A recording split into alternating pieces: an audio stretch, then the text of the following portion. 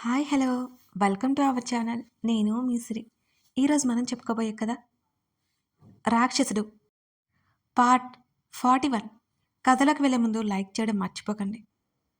నాకు మీతో రావడం నిజంగానే ఇష్టం లేదు. నా భర్తని నా కుటుంబాన్ని వదిలి నేనెలా వస్తాను? మీరు అబద్ధం అనుకున్నది నిజం. ఇతను నా భర్త. మా ఇల్లు కూడా ఇదే సిటీలో ఉంది. మీకు నన్ను చూడాలంటే అక్కడికి రండి. ఇక్కడికి వచ్చి మా మమ్మీని అమ్మమ్మని ఇబ్బంది పెట్టొద్దు, సరేనా? అని నా ముఖం మీద నవ్వు చెరగకుండానే చెప్పాను నేను. ఆయన ముఖంలో కోపం స్పష్టంగా కనబడుతోంది నాకు.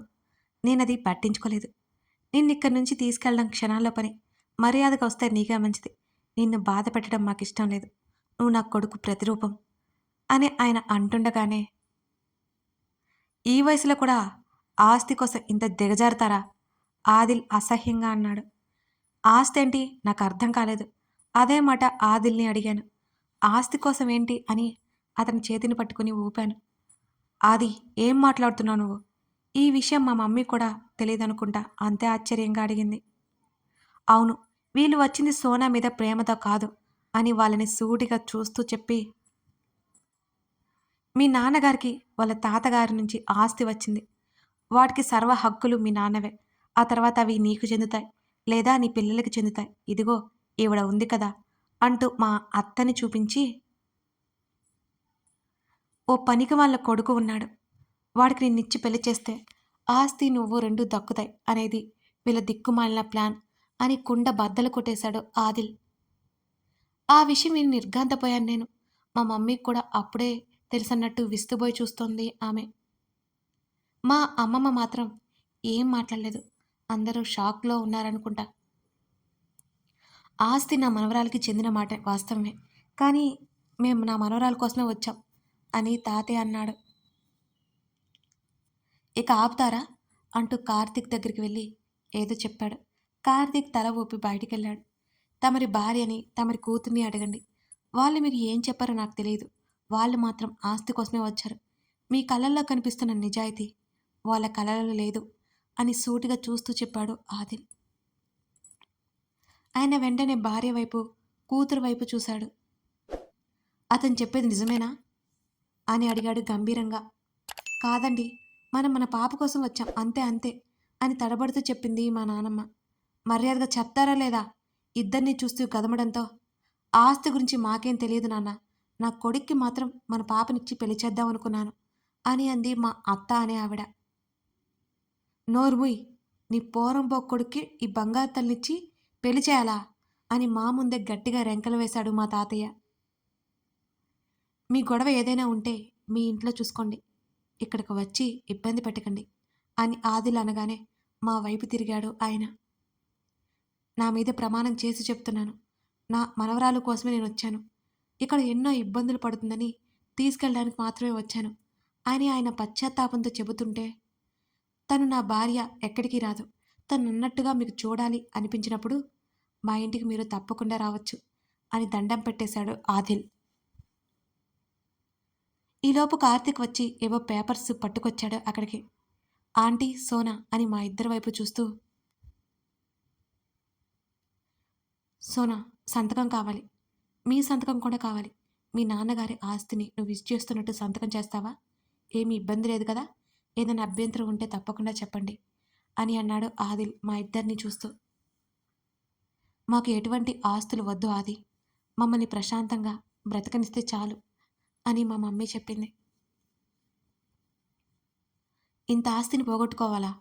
అదేమైనా వేలదా? మా డాడీది. నేను కోపంగా మా అత్తని మా నాన్నమ్మని చూస్తూ అన్నాను.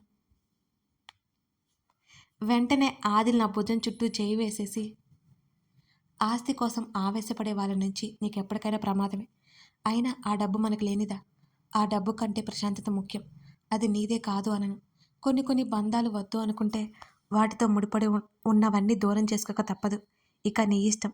నువ్వు కావాలి అంటే నీ వెనక నేను ఉన్నాను అని అన్నాడు ఆదిల్ నాతో. నేను తల ఎత్తి చూశాను.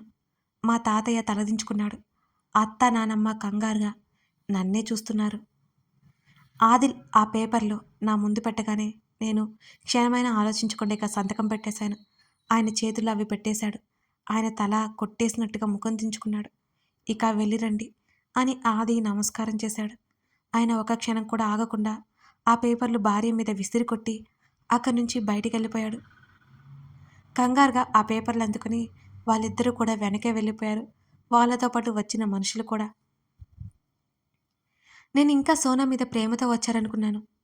వీళ్ళిప్పటికీ మారలేదు అని మా మమ్మీ నిట్టూరుస్తూ మా అమ్మమ్మతో చెప్తుంటే, వాళ్ళ ముఖం వాళ్ళెప్పటికి మారరు.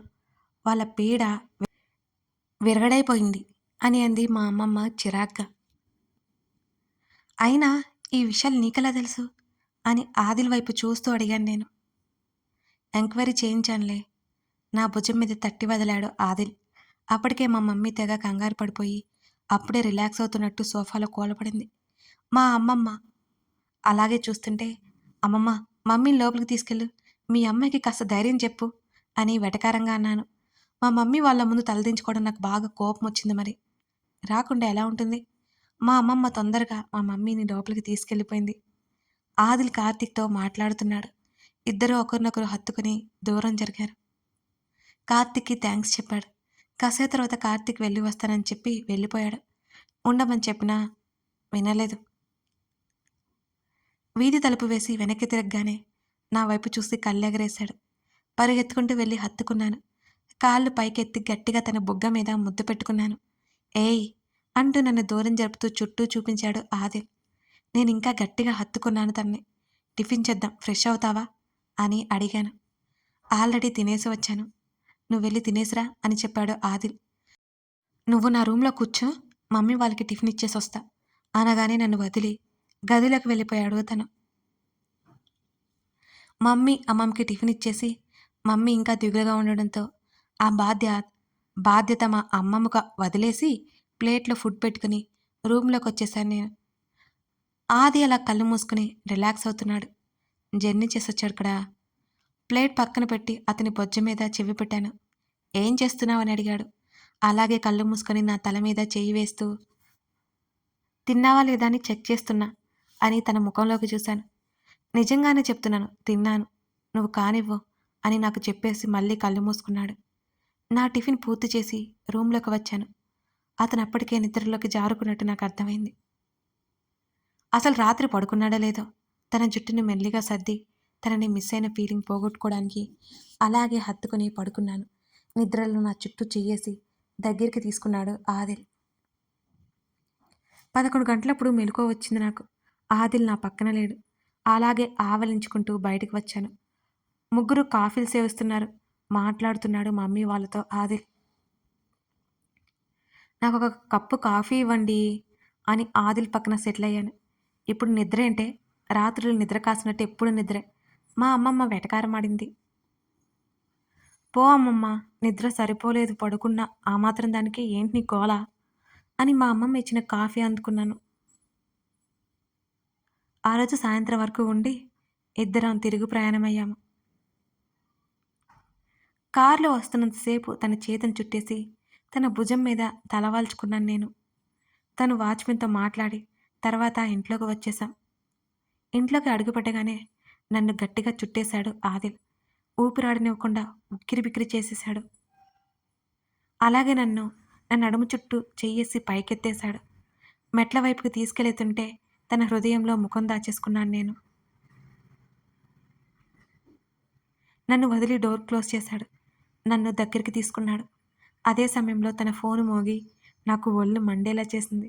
నా నుంచి దూరం జరుగుతుంటే తల అడ్డంగా ఊపేశాను, దూరంగా వెళ్ళొద్దు అన్నట్టుగా. తను నవ్వుతుంటే, హలో మాస్టరు, తమరేదో ఊహించుకోకండి. అరే నాకు మిస్సింగ్ ఫీలింగ్ ఉంది, అందుకే అంతే అంటూ మూతి తిప్పగా నా బుగ్గలాగి కాల్ లిఫ్ట్ చేశాడు. అవతల వాళ్ళు ఏం చెప్పారో కానీ పంపించు అని గంభీరంగా అన్నాడు ఆదిల్. అప్పటికప్పుడు అతని ఫేసులో రియాక్షన్ మారింది. ఏంటబ్బా ఏమైంది అని అడిగాను. 10 మినిట్స్ అంటూ కిందకెళ్ళిపోయాడు ఆదిల్. ఎవరొచ్చుంటారు? ఏమోలే. కింద పడిన అతని జాకెట్ హ్యాంగర్కి తగిలించి అలా కూర్చున్నాను. సడన్గా వెక్కిళ్ళు స్టార్ట్ అయినాయి నాకు. ఆ గదిలో వెతికాను. వాటర్ కనిపించకపోయేసరికి గబగబా కిందకి పరిగెత్తాను. అప్పటికే సన్నగా చీకట్లు ముసురుకుంటున్నాయి మరి. కిచెన్ వైపు వెళ్ళిపోతుండగా హాల్లో మాటలు వినిపిస్తున్నాయి నాకు. ఎవరో వచ్చారు అని వచ్చినట్టున్నారని తల తిప్పి చూసిన నేను విస్తుపోయాను. ప్రజ్ఞ కనిపించింది. మనసంతా చేదు తిన్నట్టుగా మారిపోయింది నాకు. అది అర్థం చేసుకో. ప్రజ్ఞ అతని చేతులు పట్టుకుంది. అతన్ని కౌగిలించుకుంది. ఊపిరి భారమైన ఫీలింగ్ కలిగింది. గబుక్కున వెనక్కి తిరిగాను. నా చెయ్యి తట్టుకుని ఫ్లవర్ వాజ్ నేల మీద పడింది. కంగారుగా వాళ్ళ వైపు చూశాను. ఇద్దరూ తల్ల తిప్పి చూశారు. ఆదిల్ చూపుతో నా చూపు కలిసింది. గబగబా అక్కడి నుంచి నేను మెట్ల వైపుకి వచ్చేశాను. ఆ గదిలోకి వెళ్ళి బెడ్ మీద చతికిలపడ్డాను. ఏదైనా ఆలోచించడానికి కూడా అవ్వట్లేదు నాకు. నా మెదడు అంతా మొద్దుబారిపోయినట్టు అనిపించింది. ఆదిల్ కథనం. సాక్షి కాదు, నా సాక్షి. నా సోనాతో నా లైఫ్ ఇంత అద్భుతంగా ఉంటుందని నేను అనుకోలేదు. అనుకున్న దానికంటే ఎక్కువ కలర్స్ నిండిపోయినట్టుంది నా లైఫ్. ముఖ్యంగా తను నా దగ్గరే ఉండే విధానం, నా మీద చూపించే హక్కు, నా దగ్గర తను తీసుకునే స్వేచ్ఛ, ముఖ్యంగా తన మాటలు, తన అల్లరి, ఇవన్నీ నాకు చాలా చాలా ఇష్టం. తనకి నాకు మధ్య ఇక సమస్యలు ఏమీ లేవు. తనని నా కౌగిలిలో బంధించాలి అనిపించింది. తనే నన్ను మిస్ అయింది చాలా చాలా. అంతకంటే ఎక్కువ ప్రతి క్షణం నేనెంతగా తలుచుకున్నానో తనకి తెలియదు. వాచ్‌మెన్ నుంచి ఫోన్ ప్రజ్ఞ వచ్చినట్టు. మళ్ళీ ఎందుకొచ్చిందో నాకు అర్థం కాలేదు. నేను సాక్షికి చెప్పి కిందకొచ్చేశాను. ప్రజ్ఞ లోపలికొచ్చింది. ఆది, నన్ను క్షమించలేవా? ప్రజ్ఞ దీనంగా అడుగుతుంటే, సీ ప్రజ్ఞ, మన ఇద్దరి మధ్య ఏదైతే జరిగిందో అది మనిద్దరి అంగీకారంతో, ఇష్టంతో జరిగింది. మనిద్దరి మధ్య దూరం ఏర్పడడానికి కారణం నువ్వు. నాకు మోసం చేసేవాళ్ళంటే అసహ్యం. కానీ నీ మీద జాలి వేస్తుంది. నిజ నిజాలు తెలుసుకోకుండా నువ్వు ప్రవర్తించిన తీరుకు నిజంగానే నాకు జాలి వేస్తోంది. అదంతా వదిలేయ్. మనకి బ్రేకప్ అయింది. ఇక నువ్వు పదే పదే నన్ను కలవడానికి రావద్దు. నిన్ను చూసిన ప్రతిసారి నువ్వు చేసిన మోసం నాకు గుర్తుకొస్తుంది అని నిక్కచ్చిగా సీరియస్‌గా చెప్పేశాను నేను. ఆది, నేను తప్పే చేశాను. నా తప్పేంటి తెలుసు నాకు. ప్లీజ్ నన్ను క్షమించు. Really really love you. నువ్వంటే నాకెంత ఇష్టమో నీకు తెలీదు అని నా చేతులు పట్టుకుంది ప్రజ్ఞ. ప్రజ్ఞ, నాకు ఆల్రెడీ పెళ్లి జరిగిపోయింది. సాక్షి నా లైఫ్. అర్థమైంది కదా? ఇక వెళ్ళు. నేను చెప్తుండగానే ప్రజ్ఞ ఏడ్చింది. నా చేతులారా నిన్ను దూరం చేసుకున్నాను. కానీ నా ప్రేమ నిజమా అది అని అంది అదే ఏడుపుతో. ఆది, ఒక్కసారి అర్థం చేసుకోవడానికి ప్రయత్నం చేయి ప్లీజ్. అర్థం చేసుకో ఆది, బ్రతిమాలుతోంది. మేము మాట్లాడుకుంటుండగానే సాక్షి అక్కడికి వచ్చింది. అర్థం చేసుకోవడానికి ఏమీ లేదు ప్రజ్ఞ. ఇంకోసారి నువ్వు నాకు కనిపిస్తే నా కోపం నేను కంట్రోల్ చేసుకోలేను. ఇదే నేను చివరిసారిగా నిన్ను చూసే రోజు అవుతుంది. గెట్ అవుట్ అని గట్టిగా చెప్పాను. ప్రజ్ఞ అక్కడి నుంచి వెళ్ళిపోయింది ఏడ్చేసుకుంటూ. అక్కడే సోఫాలో కూర్చొని తల వెనక్కి వాల్చుకున్నాను నేను. ప్రజ్ఞ విషయంలో మా ఇద్దరి మధ్య ఏ ప్రాబ్లం రాకూడదని సాక్షి ఒపీనియన్. నిజానికి సాక్షి ఆలోచిస్తున్నది కరెక్టే. మళ్ళీ ఇలా ప్రజ్ఞ వస్తుందని నేను ఎక్స్పెక్ట్ చేయలేదు. ఇక రాకూడదు, రాదు. ఇక నా మిస్టేక్ ఏం లేదు కూడా. సాక్షి ఖచ్చితంగా నన్ను అర్థం చేసుకుంటుంది. నేను రూమ్లోకి వెళ్ళేసరికి తను బెడ్ మీద కూర్చొని గోర్లు తినేస్తోంది. తలుపు వేసి తన దగ్గరికి వెళ్ళాను. వెళ్ళి స్నానం చేసి రాపో అని కళ్ళెత్తి నన్ను సీరియస్గా చూసింది సాక్షి. ఎందుకని అని అడిగాను. వెళ్దావా లేదా అని గట్టిగా చెప్పింది నాకు. నాకు అర్థమైంది. భుజాలు కదిలించి అక్కడ బాత్రూంలోకి వెళ్ళిపోయాను నేను. సాక్షికి కేరింగ్ ఎక్కువ, ప్రేమ ఎక్కువ, ధైర్యం ఎక్కువే. అబ్బో, అందరికీ తెలిసిందే. ఎవరికీ తెలియనివి జలస్ ఎక్కువ, పొసెసివ్‌నెస్ కూడా ఎక్కువే. ఇప్పుడు ఓకేనా తమరికి? పక్కన కూర్చోవచ్చా అని అడిగాను నేను. కథ కొనసాగుతోంది. సాక్షి ఏం చెప్తుంది? ఇప్పుడు ప్రజ్ఞ గురించి ఏమైనా అడుగుతుందా? తెలుసుకోవాలంటే తర్వాత భాగం చూడాల్సిందే. మళ్ళీ లేకపోతే ప్రజ్ఞ గురించి ఏమైనా గొడవ పడుతుందా?